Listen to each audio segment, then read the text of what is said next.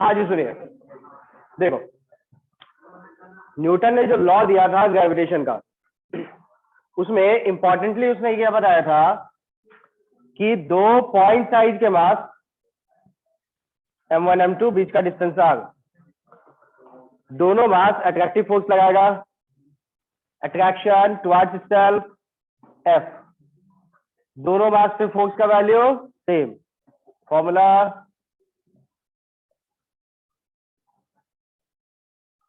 G m1 m2 by r square, force का nature attractive. ठीक, चलो अब एक छोटा सा चीज बताओ,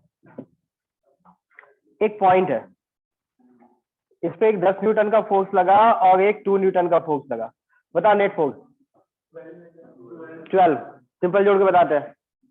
तो यहां पे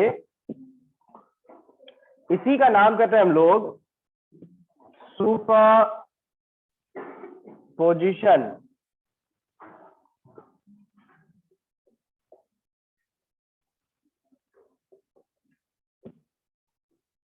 प्रिंसिपल, इसका नाम कहते हैं हम लोग सुपर पोजिशन प्रिंसिपल। ये कोई स्कूल का नहीं है। देखो ये सिंपली क्या बताता है कि यहाँ पे एक मास होगा m1, ये m1 m2 पे एक फोर्स लगाया F1, और यहाँ पे एक दूसरा मास हो गया m3, ये भी एक फोर्स लगाया F3। तो लॉ बताता है कि यहाँ पे इन दोनों के बीच का फोर्स का फॉर्मूला, डिस्टेंस r1 है तो फोर्स का formula G m1 m2 bye r1 square. ये मास m3 है तो भी ये फोर्स का फॉर्मूला वही होगा, ये मास नहीं है तो भी फॉर्मूला सेम। अगर वैसे ही यहाँ पे ये डिस्टेंस r3 है तो F3 का formula G m2 m3 bye r3 square. कहने का मतलब m1 की वजह से m2 पे लगने वाला फोर्स दूसरा कोई चार्ज है या नहीं उस पर डिपेंड नहीं करता, और नेट फोर्स जो मिलेगा किसी भी मास पे, that will be the resultant of F2 F1 and m3। दो फोर्स जो लगा इन दोनों का जो रिजल्टेंट होगा that will be the net force on m2, और दो चार्जेस दो मासेस के बीच का जो फोर्स होगा वो independent of the presence of third mass. तभी भी देखो ये m1 है m2 है m3 है, यहां एक नया मास बना दिए m4, डिस्टेंस r4। ठीक है, तो बताओ m1 और m2 के बीच का formula G m1 m2 bye r1 square, अभी भी वही है। बीच में m4 है या नहीं उससे कोई मतलब, लेकिन नेट फोर्स तो बदलेगा, नेट फोर्स तो बदलेगा, लेकिन एक मास की वजह से दूसरे मास पे लगने वाला फोर्स क्या वो बदलेगा नहीं। इसी का नाम कहते हैं हम लोग सुपर पोजिशन प्रिंसिपल, जो पहले से यूज करते हैं। और वेक्टर है तो रिजल्टेंट वेक्टर निकालने तो आता ही है। ठीक है, तो एक स्टेटमेंट लिख लीजिए सुपर पोजिशन प्रिंसिपल के लिए।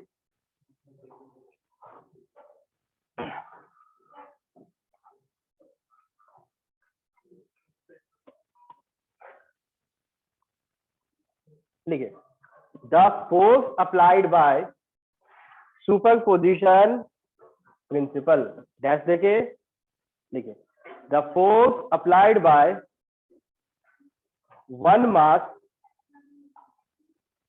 the force applied by one mass on another is independent of the force applied by one mass on another is independent of the presence of other mass. The force applied by one mass on another is independent of the presence of other mass. Independent of the presence of other mass. Paragraph बदल के new paragraph में the net force is given by the net force is given by the resultant the net force is given by the resultant of all the forces, resultant of all the forces acting on the mass.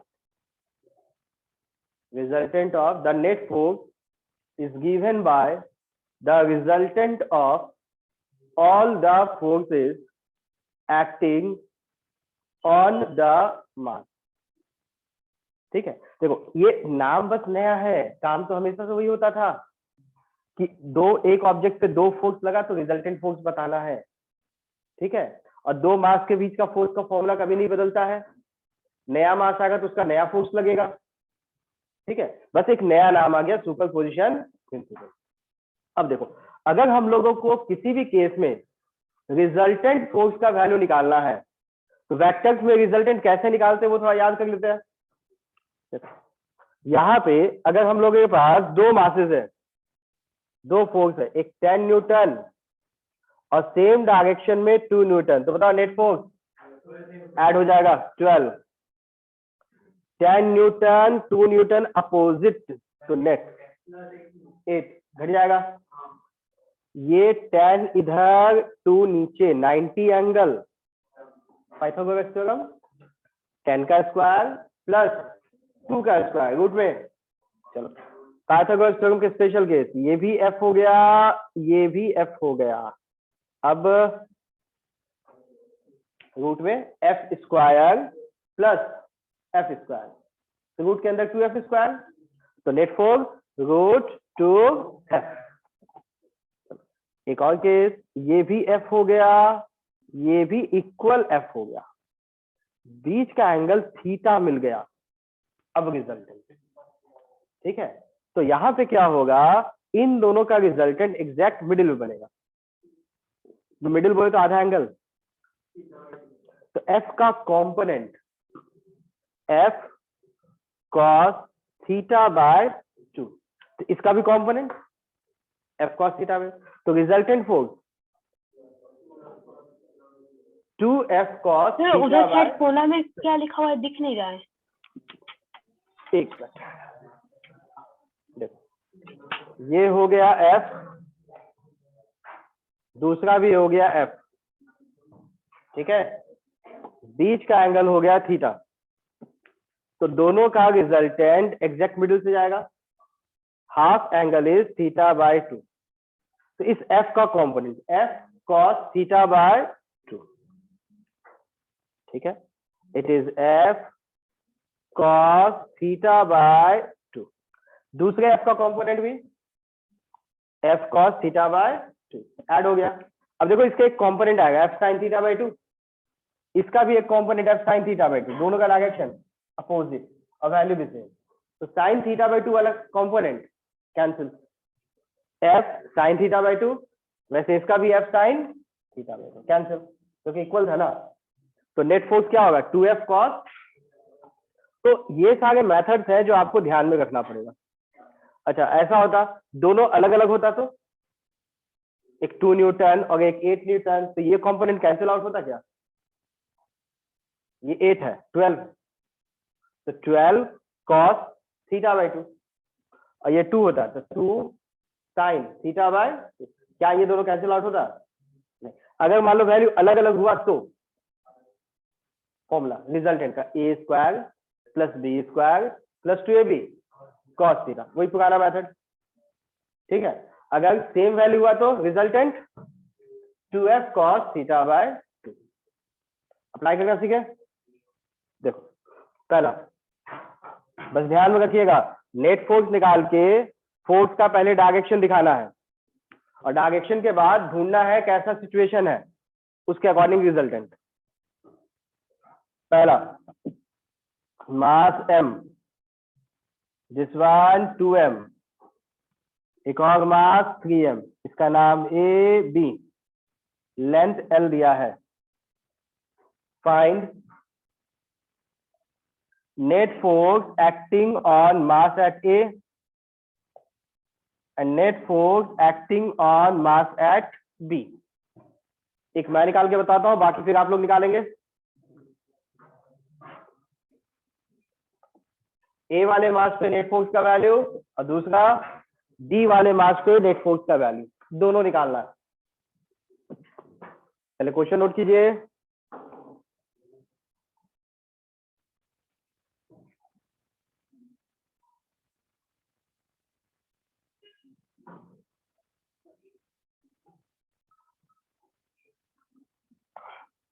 Noted. चलो देखो question निकाल दो, किसी एक का मैं निकाल दो, दूसरा आप निकालो। Point A, gravitational force attractive होता है, मतलब उसको खींचना होता है। ठीक है, कौन खींचेगा? दूसरा मास जो फोर्स लगाएगा, और खींचेगा किधर? अपनी ओर। पहला देखो, ये वाला मास इस 2m को खींचेगा, तो खींचने का डायरेक्शन देखना है, तो आप इस मास के पास चले जाओ, इसके पास चले गए, अब उसके पास आके 2m को खींचो, किधर? Left side. तो अट्रैक्टिव मतलब खींचना। फोर्स का value G m1 m2 m into 2m by distance L square. ठीक है, इसकी वजह से फोर्स लगा। चलो अब 3m भी फोर्स लगाएगा। डायरेक्शन, पहले 3m के पास आ जाओ, इस 2m वाले मास को खींचना है, इसके पास आ जाओ, उसको पकड़ो, अपनी ओर खींचो, डायरेक्शन राइट। अब इस फोर्स का value G 2m into 3m by distance, तो बताओ प्लस होगा या माइनस? माइनस। तो इसका वैल्यू क्या है? 2 इंटू 3 6 टाइम, और ये 2 घटाने पे 6 minus 2 4 G m square by L square. ये बड़ा था ना, तो डायरेक्शन इसका नाम क्या बोलेंगे? राइट। इसका डायरेक्शन टुवर्ड्स राइट। सेम फंडा बी के लिए अप्लाई कीजिए। ये समझ में आया? चलो अभी इस बी पे फोर्स लगाओ, इसका फोर्स किधर लगेगा वो दिखाओ, एम का फोर्स किधर लगेगा वो दिखाओ, वैल्यू लिखो और रिजल्टेंट का वैल्यू निकाल के बताओ जल्दी से। ये वाला समझ में आया ना?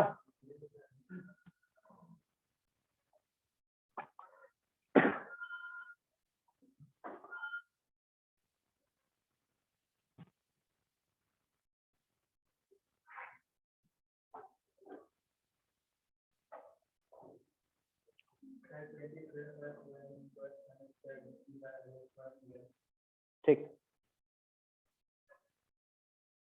फोर्स का डायरेक्शन मैटर करता है, वैल्यू निकालने में कोई गलती नहीं करेगा।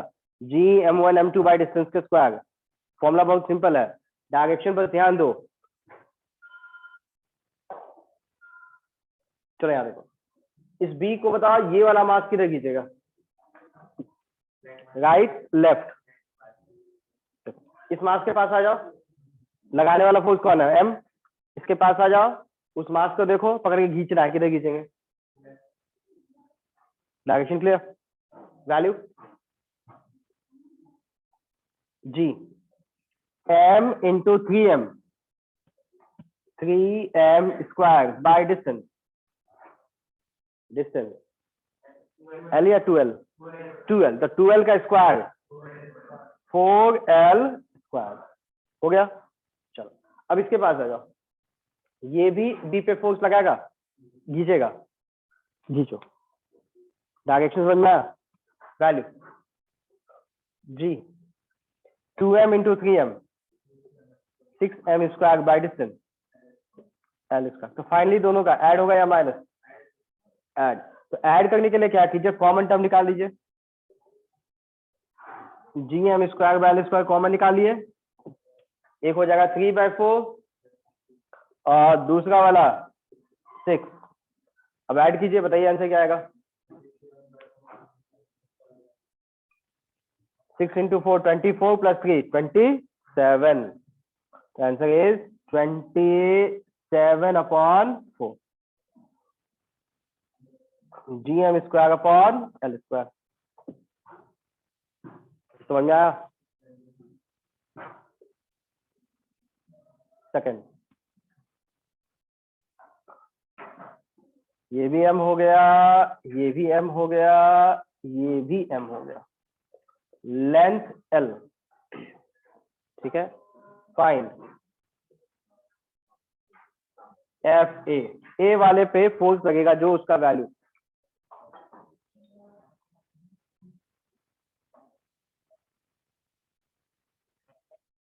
ए वाले पे लगने वाला फोर्स का वैल्यू, डायरेक्शन पहले उसके बाद रिजल्टेंट।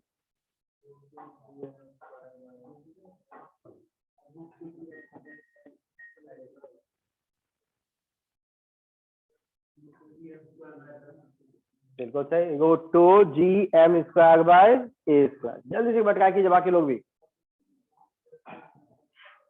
इधर वाले को हटा दें।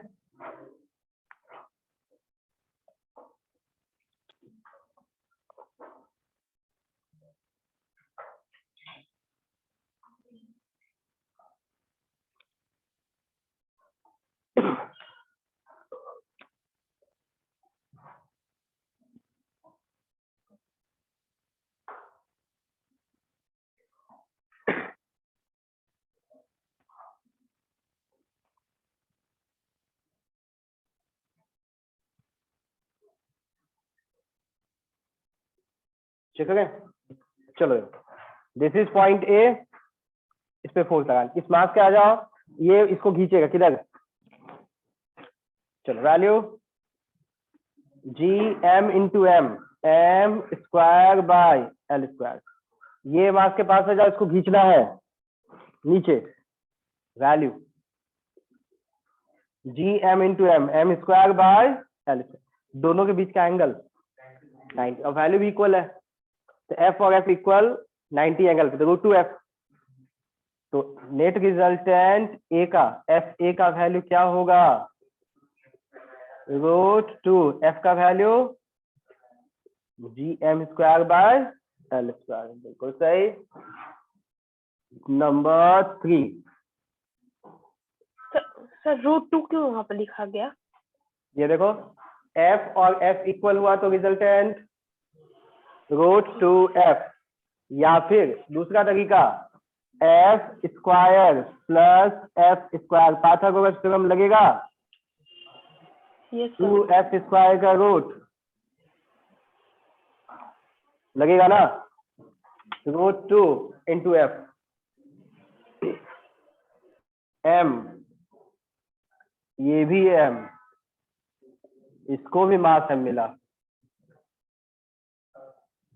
इसका नाम ए वाले पे फोर्स, सबका मास M मिला, ए पे फोर्स, ट्रायंगल का नाम आइसोसेलेस से इक्विलैटरल, जल्दी से फोर्स दिखाओ उसमें, डायरेक्शन मैटर करता है, डायरेक्शन में गड़बड़ होगा तभी दिक्कत होगा।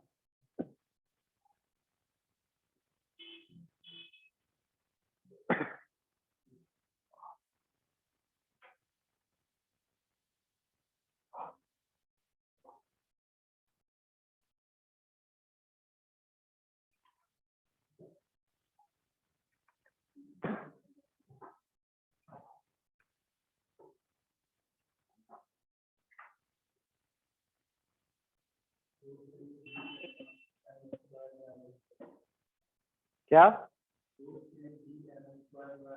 बिल्कुल सही, √3 GM²/L², ट्राई किया जाए, चलो सबसे पहले फोर्स का डायरेक्शन, क्योंकि असली मैटर तो वही करता है। देखो ये वाले मास ए पे फोर्स किधर लगाएगा, इसके पास आ जाओ, इसको खींचना है किधर, अपने लेंथ के लॉन्ग, फोर्स का वैल्यू क्या लिखेंगे बताइए, GM²/L², ठीक है। अब बताओ इसके पास आ गए, अब इसको बोले खींचना है, किधर खींचेगा, अपने लेंथ के लॉन्ग, इसका वैल्यू भी GM²/L², दोनों तो इक्वल आ गया, अब बीच का एंगल, ये वाला केस नहीं है, इक्वल फोर्स, रिजल्टेंट कहा, बीच से ना, FA का वैल्यू 2F cos 60/2, बोले तो 2 GM² बाय L², cos 30 √3/2, दोनों का 2 कैंसल, √3 GM² बाय L²।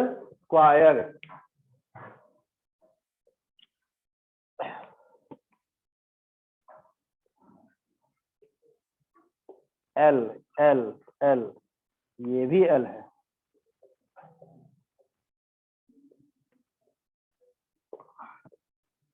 देखो इसमें सभी कोने पे equal mass FA, force acting on mass at A. ये बताओ कितने फोर्स लगेंगे इस पे? जैसे इस पे 2 फोर्स लगा था, इस पे कितने फोर्स लगेंगे? कौन कौन लगाया? ये भी खींचेगा, ये भी खींचेगा और ये भी खींचेगा। तीनों फोर्स लिखना फिर रिजल्टेंट। इसमें कोई कंफ्यूजन?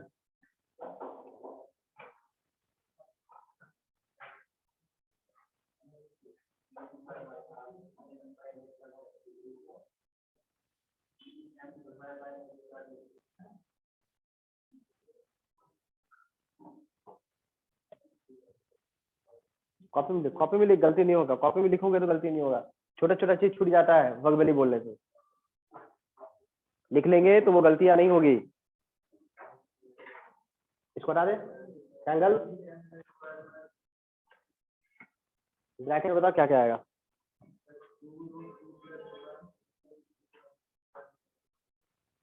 छूट गया कुछ, डिवीजन में 2 छूट गया।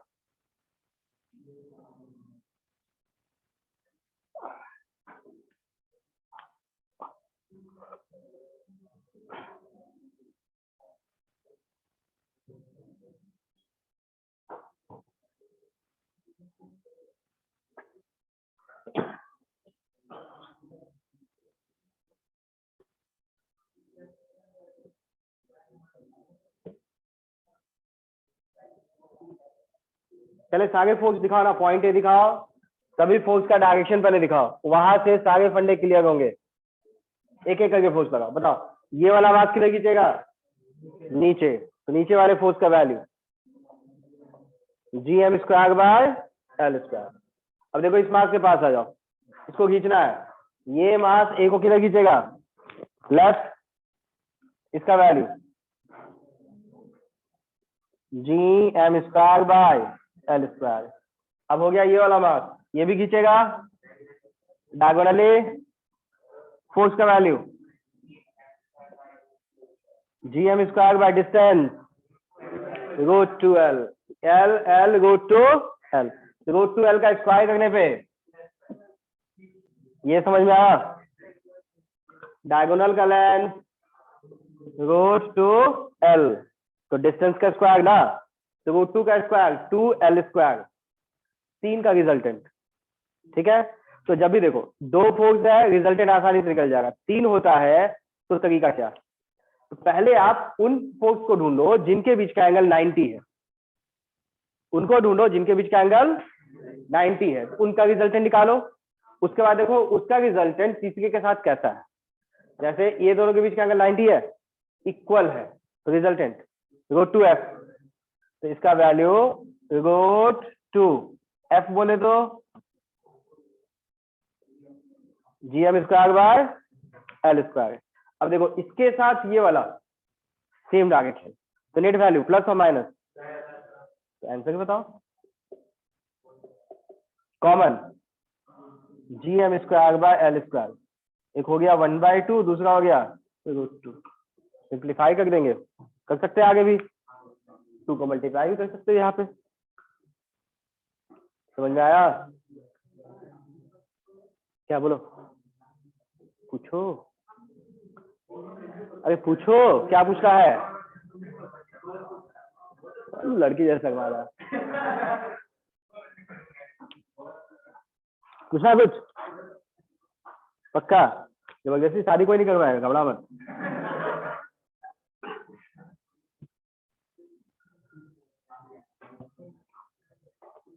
इतना संकोच नहीं करना चाहिए।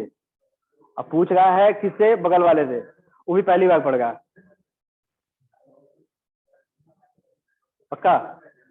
देखो देखो इस तरह से हम लोग ये बताएंगे कि नेट फोर्स का वैल्यू कैलकुलेट कर सकते हैं। ठीक है, चलो अब एक छोटा सा लॉजिकल बात, यहाँ पे अगर एक मास m है और एक दूसरा मास भी m, इक्वल मास, और this point is the middle point, यहाँ मास m1 middle point, middle point मतलब दोनों साइड का लेंथ l, ये मिडिल पॉइंट, तो बताओ फोर्स ऑन ए का वैल्यू क्या आएगा? सॉल्व करना पड़ेगा कि बिना सॉल्व के बता सकते हो? मतलब ये होगा नहीं तो वो होगा, जी वो कैंसिल आउट हो जाएगा ना, इक्वल है मिड पॉइंट पे, कैंसिल आउट, नेट फोर्स 0।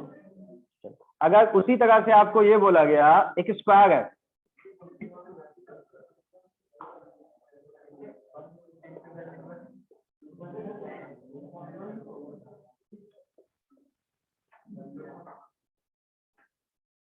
ये बताओ एफ ए का वैल्यू क्या आएगा?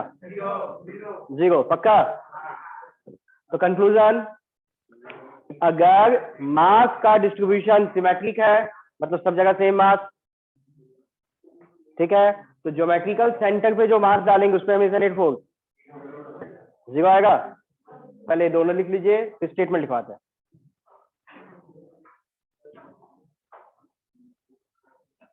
इसको हटा दे 3 नंबर।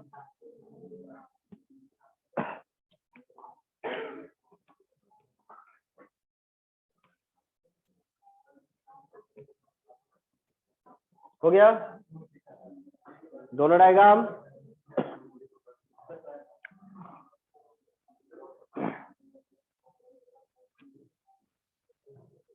डायग्राम बना लिए, चलो लिखो, if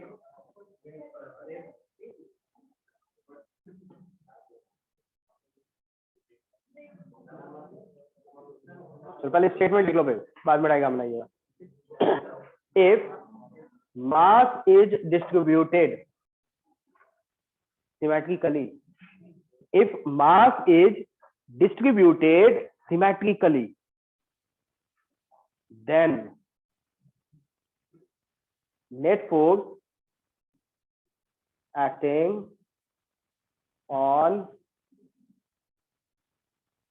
mass at, if mass is distributed symmetrically, then net force acting on mass at geometrical center, at geometrical center is always 0, is always 0।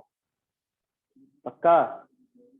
तो देखो यहाँ पे एक अच्छी बात क्या है कि अगर इवन नंबर है दो मास, उसका बीच का पॉइंट कैंसिल आउट होता हुआ दिखेगा। कितने मासेस हैं यहाँ कोऑर्डिनेट्स पे? 4। इवन नंबर, सेंटर पे 4, 0 होता हुआ दिखेगा। ये मास इधर खींचा, ये इधर खींचा, कैंसिल। लेकिन अगर ऑड नंबर है तो दिखेगा नहीं।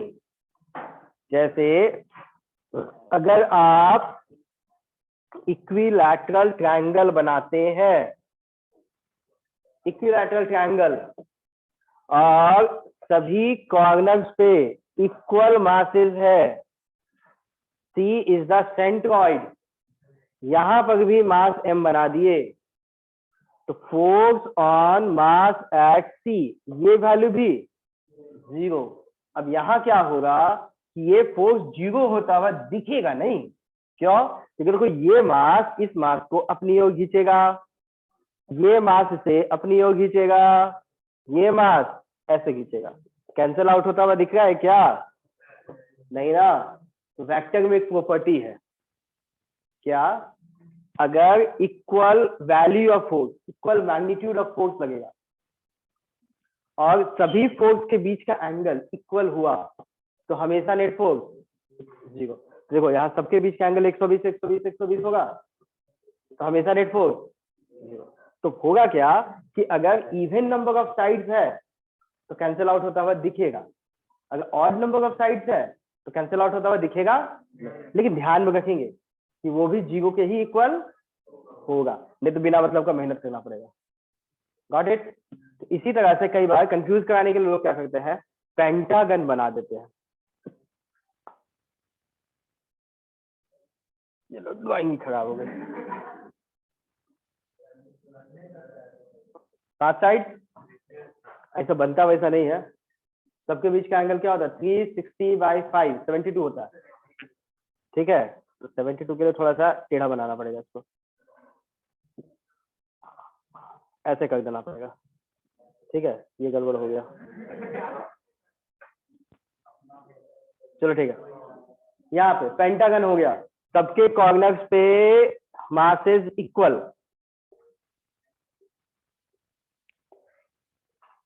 ये हो गया सेंटर पे मास m, तो बताओ सेंटर वाले मास पे फोर्स का वैल्यू 0। हाँ, अब इसमें बुरी बात क्या है, अच्छी बात तो समझ में आ गया, बुरी बात क्या है कि जैसा ये आप लोगों को 0 देख के लगे आ गया ना, बिना सॉल्व किए, क्वेश्चन पूछने वाले को भी पता होता है कि हमेशा 0 होता है, बच्चा को पता होता है, वो लोग क्वेश्चन थोड़ा बदल देते हैं। ठीक है, कैसे बदलते हैं बताते हैं आपको।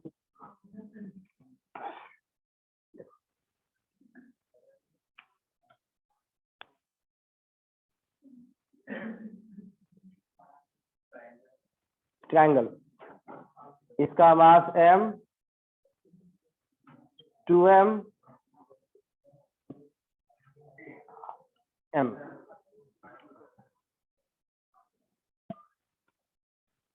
A is the center, यहां मास m at A is centroid, side length सभी का L, equilateral triangle, fine FA, ऐसा पूछ देंगे। ठीक है, मतलब इसमें क्या है कि जब सबको पता है कि वो 0 होता ही है, कब, जब मास का डिस्ट्रीब्यूशन सिमेट्रिक हो, तो कोई एक भी मास बदल दिया गया तो सिमेट्रिक नहीं होगा, तो जब सिमेट्रिक नहीं होगा तब वैल्यू निकालने बोले जाता। ठीक है, तो पहले क्वेश्चन नोट करो, डायग्राम पहले बना लीजिए इसका।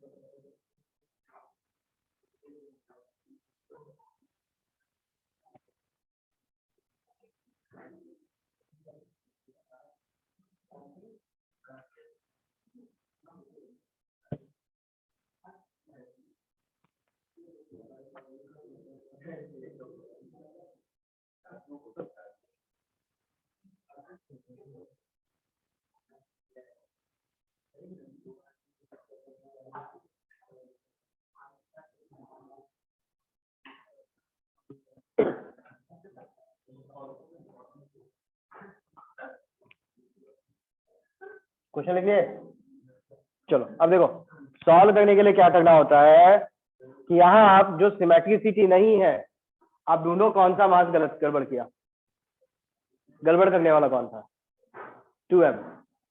ठीक है, तो पहले इसको पॉइंट आउट करना है 2m को, बताओ यहाँ भी मास है m, यहाँ भी मास है m, सिमेट्रिसिटी के लिए चाहिए क्या था, m, तो इस 2m को आप लिखेंगे m प्लस m, चलेगा। अब बेनिफिट, ये मास और ये सिमेट्रिक, इसकी वजह से 0, तो बचा कौन, तो बस इसके और इसके वजह का फोर्स निकाल लो, दो का फोर्स, बाकी तो 0 हो गया। फिर से सुनो क्या किए कि देखो सिमेट्रिक होता तो 0 होता, ये भी m, तो 2m को हम लोग ब्रेक करके लिखे m प्लस m, तो तीनों का m सिमेट्रिक बनेगा, उसकी वजह से A पॉइंट पे नेट फोर्स 0, तो गड़बड़ी कौन किया, बचा कौन, एक m बच गया, तो बस ये वाला मास और ये वाले मास के बीच जो फोर्स बचेगा that should be the net force. ठीक है, तो Gm इंटू m बाय ये डिस्टेंस निकालना पड़ेगा तब ना, बात समझ में आया। चलो बताइए डिस्टेंस कैसे निकालेंगे, 90 एंगल बनाए, ये टोटल लेंथ L है, तो ये वाला लेंथ आधा, L/2, टोटल 60 है तो मिड पॉइंट से तो ये एंगल, तो आपको बेस पता है, हाइपोटेनस निकालना है। कैसे? कॉस, तो लिखेंगे आप cos 30 equal to hypotenuse by base L/2, तो हाइपोटेनस का वैल्यू L/2 cos 30 √3/2 मिल गया। तो इन दोनों के बीच फोर्स का फॉर्मूला, एक मास बचा ना, तो फोर्स का वैल्यू G, दोनों मास m स्क्वायर बाय डिस्टेंस, ये बीच का लेंथ हाइपोटेनस √3L का स्क्वायर बाय 4 का स्क्वायर, सिंप्लीफाई करने पे 16/3 GM square by L square. समझ में आया? कंफ्यूजन है? कुछ बताए? देखो m ये वाला 2m है, 2m को m + m लिखे, तो सबका m की वजह से फोर्स 0, तो फोर्स बचा इन दोनों के बीच। ठीक है, तो फोर्स का formula G m × m upon ये लेंथ का नाम h है, हाइपोटेनस स्क्वायर। अब h निकालना है, तो ये हो गया L/2, आधा एंगल 30, हाइपोटेनस के लिए cos 30। ठीक है, गलती कर दी हम लोग, बेस बाय हाइपोटेनस कितना होगा value? 1/cos 30 √3/2 is equal to L/2h, 2 कटेगा, h का वैल्यू L/√3, फोर्स का value G m square by distance L/√3 का स्क्वायर, तो नीचे में L स्क्वायर, ऊपर में √3 का स्क्वायर। ठीक है,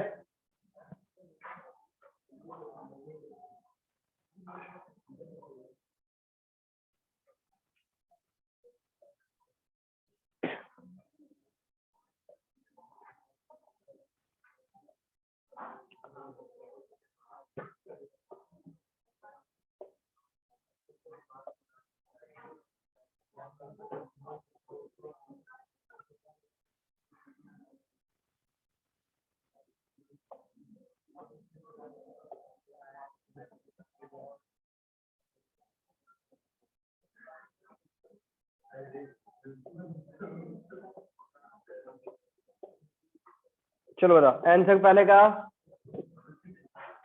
6 नंबर में हेक्सागन है, वो भी रेगुलर हेक्सागन। इसमें क्या होता है, सब के सब इक्विलैटरल एंगल बनता है, मतलब ये भी L L L L L, सबका नाम L, तो angle 60 force and mass at O कितना आएगा? 0। सिमेट्रिक है ना? ठीक, ये वाला क्वेश्चन आपका बोर्ड में पूछा गया था, 12 बोर्ड में। जैसे मास में वहां चार्ज लगता है, इलेक्ट्रोस्टैटिक नाम से चार्ज वाला फोर्स होता है, मेथड बिल्कुल वैसा ही। ठीक है, इसमें 3 पार्ट पूछा था, 3 मार्क्स का।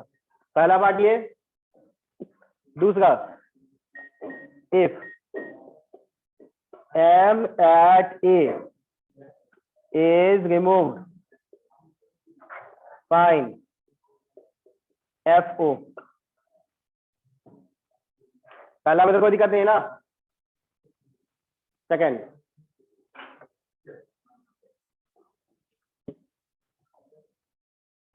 इसको हटा दे, ट्रायंगल।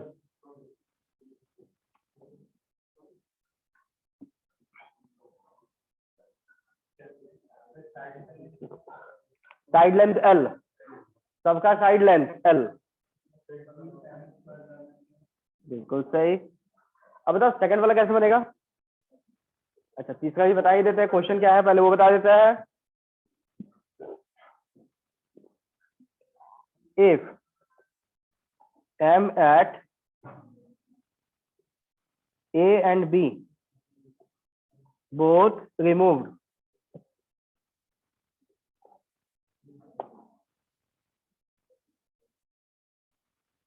Find FO। ए और बी दोनों के मास को हटा दिए, उसके बाद ये 3 पार्ट में पूछा गया था। पहला F एट O का वैल्यू 0, इसके बाद सेकंड बताओ और थर्ड।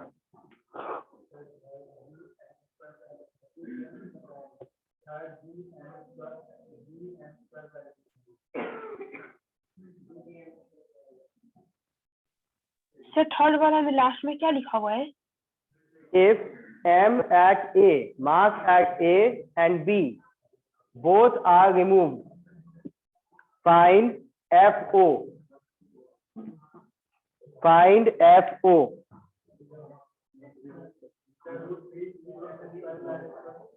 हाँ सही। पहला में देखो दिक्कत नहीं, चलो दूसरा में देखो क्या बोला गया। इस ए वाले मास को हटा दिए, गायब। तो देखो यहाँ पे सिमेट्रिक है क्या? कहाँ है भाई? ये नहीं है, अब नहीं है। यहाँ मास तो नहीं है, तो यहाँ वाले मास को लिखो +m -m +m। तो ये वाला +m मिला के सिमेट्रिक बनेगा, बनेगा ना। m m m सबका सिमेट्रिक, इसकी वजह से 0। तो फोर्स बचा किसके बीच? -m और m, -m m के बीच force value. G m² by बीच का डिस्टेंस L²। लेकिन माइनस साइन भी तो होगा। माइनस साइन का मतलब वेक्टर में ए वेक्टर के पहले माइनस साइन लगा दिए, मतलब उल्टा हो जाएगा, डायरेक्शन बदल जाएगा। तो यहाँ पे +m होता तो फोर्स इधर होता, लेकिन ये -m है तो फोर्स उस तरफ होगा, डायरेक्शन बस बदल गया। माइनस साइन का मतलब वेक्टर में डायरेक्शन बदल जाएगा। वैल्यू समझ में आया? +m +m +m +m +m सब +m की वजह से 0 बचा। ये वाला -m और ये m, तो G m × m by distance L²। लेकिन माइनस होगा, माइनस की वजह से अट्रैक्टिव की जगह रिपल्सिव, ऊपर हो जाएगा फोर्स। सेकंड केस, तीसरा वाले में इसके साथ इसको भी गायब कर दिया गया। ये तो गायब किया, ए और बी दोनों गायब। सेम फंडा, 0 है, सिमेट्रिसिटी के लिए क्या चाहिए था? m। क्या लिखेंगे 0 को? +m -m। तो +m वाला 0, तो -m के बारे में सोचो। तो -m पे 1 मिला या 2 मिला? इन दोनों -m की वजह से फोर्स निकालो। अब रिजल्टेंट जल्दी से ट्राई करो, जल्दी जल्दी ट्राई करो, बनेगा। ट्रायंगल वाला केस हम लोग पहले भी बनाया है।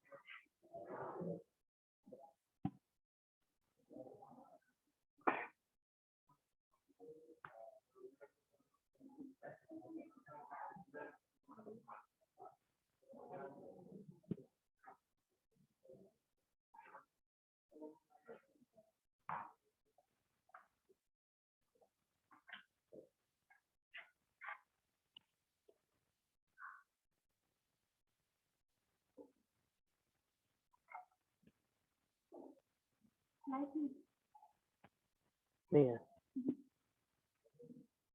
देखो आने दीजिए पहले, लाइट आ गया तो।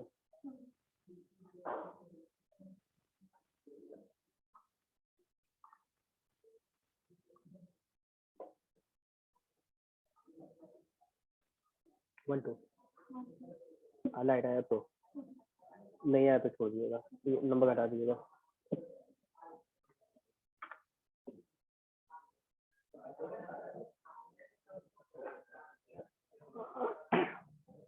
आ गया?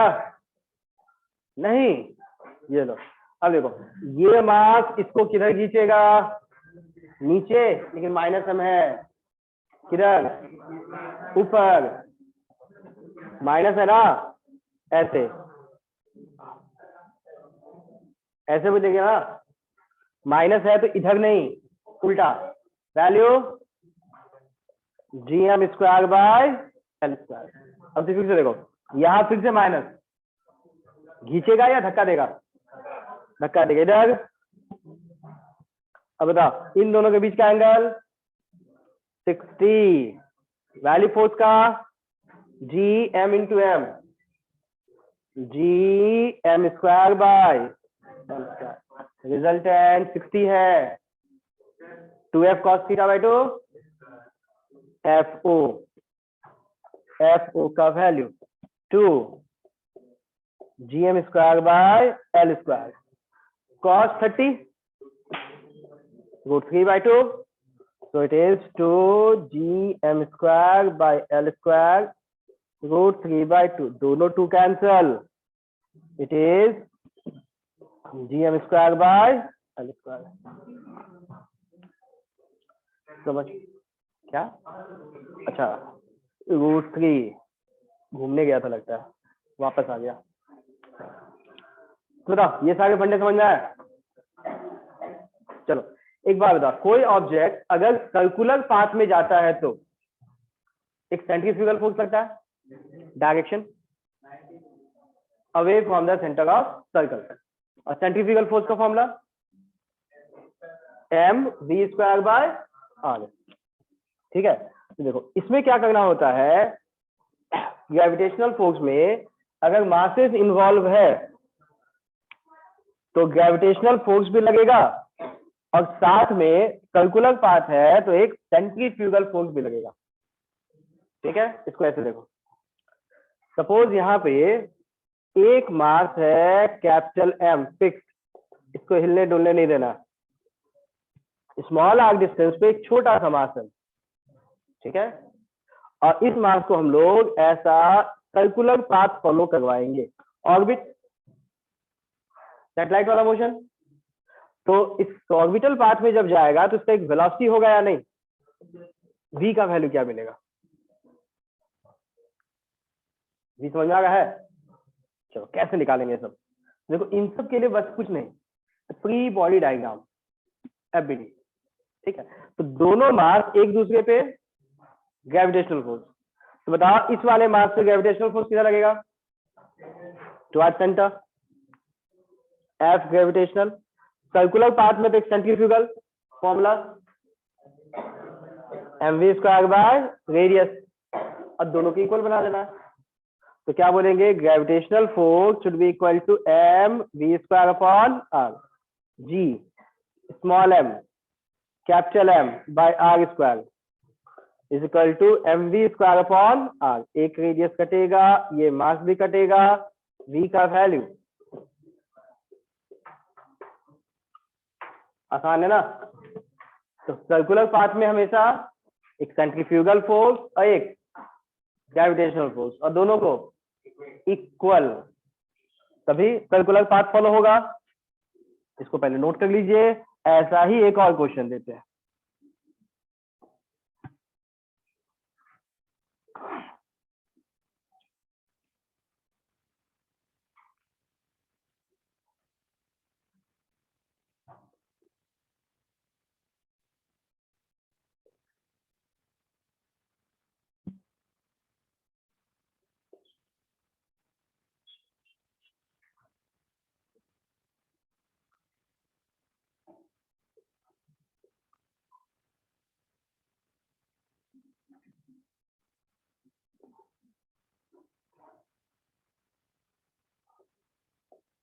v का वैल्यू, सेकंड वाले में दोनों मास इक्वल, सर्कुलर पाथ में फॉलो किया, मास सेम, और दोनों के बीच का डिस्टेंस स्मॉल आर गिवन है, v का वैल्यू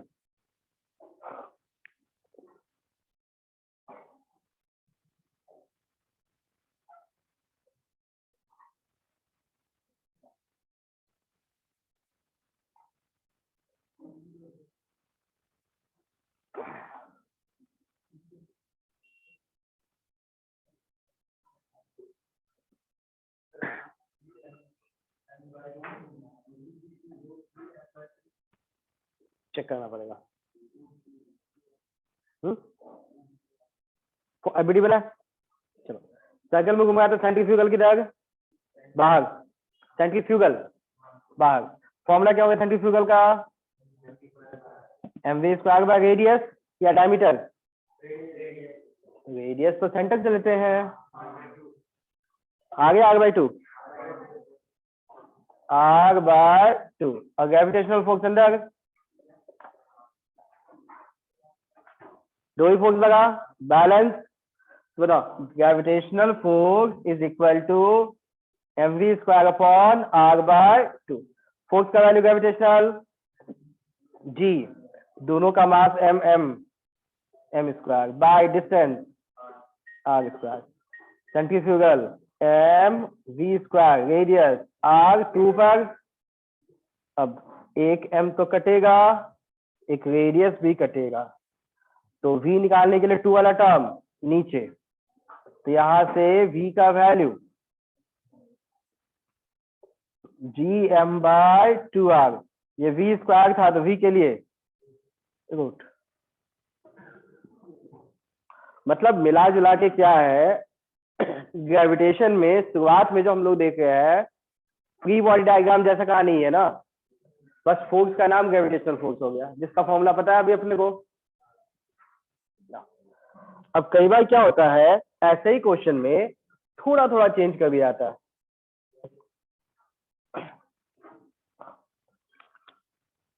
देखो ये बताओ, अगर दोनों मास इक्वल है तो सेंटर ऑफ मास कहाँ होगा? बीच में, ज्योमेट्रिकल सेंटर बीच में। अगर मास अलग अलग होता तो उसके पास, तो ऐसे सिस्टम का नाम हम लोग कहते हैं जहां दो मास अपने में घूम रहा है, वैसे जनरल नाम कहते हैं हम लोग बाइनरी स्टार सिस्टम। बाइनरी मतलब दो मासेस का, और इसको स्टार बना देते हैं, बाइनरी स्टार सिस्टम। अब इसमें होता क्या है कि दोनों मास जो घूमता है वो सेंटर ऑफ मास के अबाउट घूमता है। दोनों मास कौन से पॉइंट के अबाउट घूमता है? Centre of mass. तो एक पॉइंट लिख लो,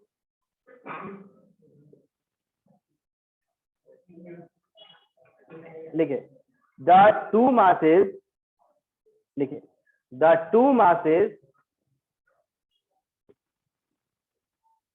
always, the two masses always revolve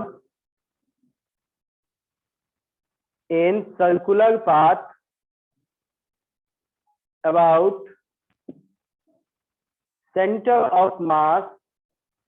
The two masses always revolve about center of mass of the system. Centre of mass of the system मतलब दोनों मास का जो कंबाइंड सेंटर ऑफ मास होगा, उस combined centre of mass के ही about दोनों मास revolve करता है। फिक्स्ड, उसी पॉइंट के अबाउट, दूसरे पॉइंट के अबाउट रिवॉल्व नहीं करेगा। ठीक है। अच्छा ये बताओ, सेंटर ऑफ मास के अबाउट जब रिवॉल्व किया तो भाई is the centre of mass,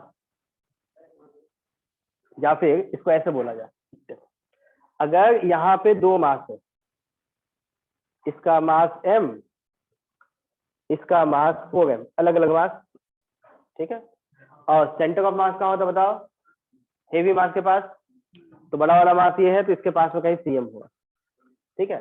अब दोनों को छोड़ दिया गया अपनी जगह पे, तो दोनों पे ग्रेविटेशनल फोर्स लगेगा, ठीक। इस वाले पे ग्रेविटेशनल फोर्स सामने की होगी, इस वाले पे भी फोर्स सामने की होगी।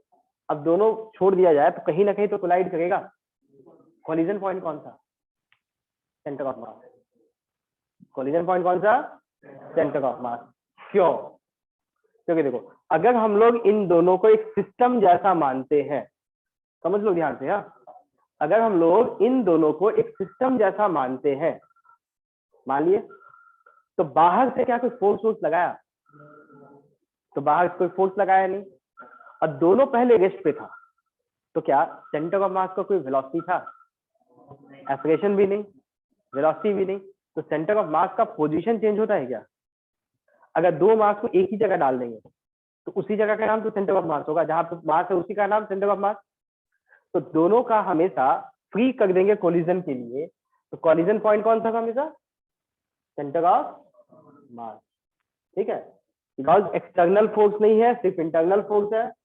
इंटरनल फोर्स की वजह से कॉलिजन पॉइंट हमेशा centre of mass.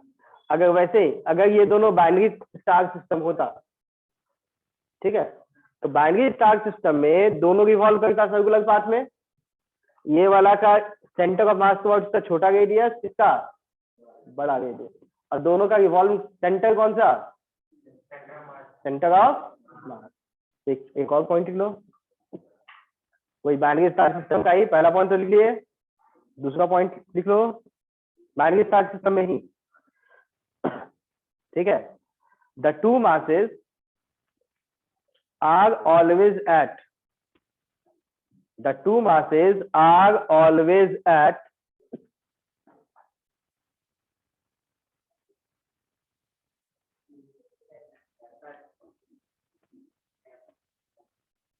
diametrically opposite points, are always at diametrically opposite point.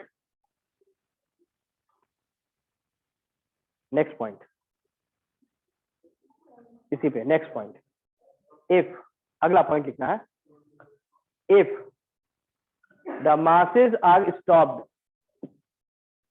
and released, if the masses are stopped and released, then they collide at, if masses are stopped and released, then they collide at center of mass of the system, center of mass of the system, ठीक है। एक question आप लोगों को सोचने के लिए देते हैं, ये फंडा सब समझ में आया? छोड़ दिया जाए तो कॉलिजन पॉइंट कौन सा होगा? Centre of mass. चलो, तो ये बताओ सिस्टम कौन सा समझना है?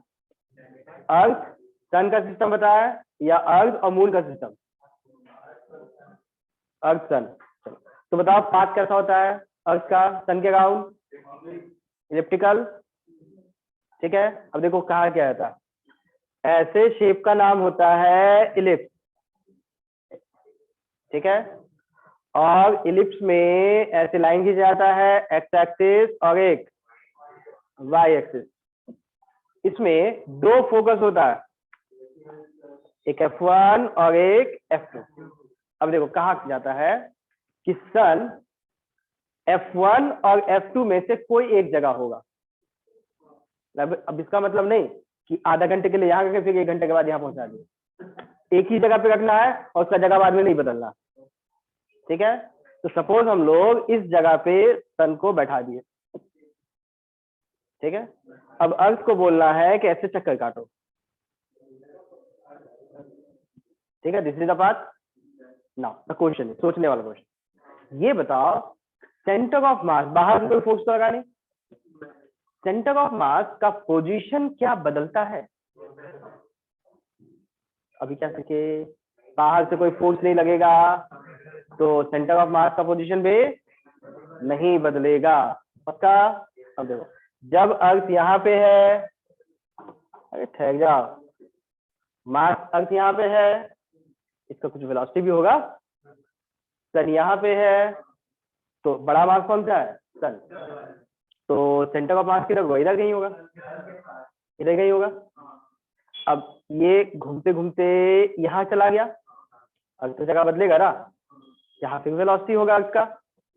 अब सेंटर ऑफ मास इधर आ जाएगा, लेकिन आना चाहिए था क्या? सेंटर ऑफ मास का पोजीशन क्या बदलना चाहिए था? बदलना तो नहीं चाहिए था ना, कि सेंटर ऑफ मास, जैसे यहाँ पे भी क्या देखे, दोनों का मास सेम था, तो सेंटर ऑफ मास है, तो दोनों की वॉल कौन से पॉइंट के अबाउट किया? Centre of mass. अब यहाँ देखो दोनों मास अलग अलग है, दोनों का कंबाइंड सीएम होगा, तो यहाँ पे जब देखेंगे 4m वाला मास एक छोटे साइकिल में जाएगा और m वाला मास एक बड़े साइकिल में जाएगा, दोनों का सेंटर सेम, एक मास यहाँ दूसरा मास यहाँ। ये वाला मास जब ऊपर होगा तो ये वाला मास नीचे होगा, ऐसा ही होगा ना। लेकिन सेंटर ऑफ मास का पोजीशन कभी भी चेंज, और ये हमेशा फैक्ट भी है, कभी भी नहीं बदलता है, और यहां भी नहीं बदलता है। ठीक है, तो यहाँ समझने में क्या दिक्कत हुआ? सन का पोजीशन बदलता नहीं है, सन का पोजीशन बदलता क्या?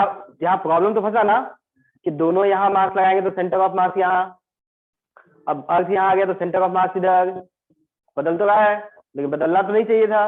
मतलब कहीं समझने में गलती कर रहे हैं। क्या गलती? उससे क्या होता है? ना ना ना, ये सोच के आओगे कि मैं बता दूं? हाँ चलो ये बता, अर्थ सन का मास और अर्थ का मास में बड़ा मास किसका है? थोड़ा बड़ा कि बहुत बड़ा? बहुत बड़ा। तो मास अगर बहुत बड़ा होता है तो सेंटर ऑफ मास उसके पास में होता है। अब होता क्या है कि सन का मास अर्थ के मास की कंपैरिजन में बहुत बड़ा है, इसकी वजह से सेंटर ऑफ मास जो होगा वो एग्जैक्ट इस पॉइंट पे नहीं, इधर भी नहीं, इसका जो सेंटर है फोकस उससे बस स्लाइटली शिफ्टेड होगा, थोड़ा सा आगे सन के अंदर, लेकिन थोड़ा सा आगे सन के अंदर। बहुत बड़ा मास है ना, बहुत बड़ा मास है सन के अंदर, लेकिन सन का सेंटर से थोड़ा सा आगे, सन के सेंटर से थोड़ा आगे। इसको थोड़ा बड़ा दिखाते हैं। ये हो गया फोकस, ठीक है, और सीएम का पोजीशन ये हो गया। ठीक है, अब अगर हम लोग सन बनाएंगे तो सन का सेंटर यहां, दिस इज द सन, सन का सेंटर कहां पे? एफ पे, लेकिन सीएम कहां पे? यहां पे। ये समझ में आया? अब देखो होता क्या कि जब अर्थ इधर पे था, इस साइड में था, सेंटर का मास यहाँ पे था। अब क्या हुआ, थोड़े टाइम के बाद अर्थ इलिप्टिकल पाथ फॉलो करते इधर चला गया, तो उस केस में अर्थ तो यहाँ आ गया, तो सेंटर का मास का पोजीशन तो नहीं बदलेगा। अब सन क्या करता है, अपने सेंटर को थोड़ा सा पीछे शिफ्ट कर लेता है, पीछे, यहां से थोड़ा सा इधर। ठीक है, तो सेंटर का पोजीशन सेम। अब वैसा ही जब अर्थ घूम के यहां पहुंचेगा, जब अर्थ, एक मिनट ठहर जाओ, पहले सुन तो लो, तो अगला कहानी सुन, खुद ही बताओगे। ये यहां पहुंचा तो सेंटर ऑफ मास का पोजीशन तो यही है, तो क्या होगा, सन का जो सेंटर है वो थोड़ा शिफ्ट होकर इधर चला जाएगा। मतलब सन का पोजीशन फिक्स या बदल गया? बदल गया। अब सन क्या फिक्स रहता है या एक्सिस के अबाउट घूमता भी है? सन, अच्छा अर्थ और मून वाला कैसे मतलब, दिस इज अर्थ, गोल घूमने वाला मून। ठीक है, अर्थ क्या फिक्स रहता है कि अर्थ के एक्सिस भी बदलता है? एक्सिस के अबाउट रोटेट भी करता है ना।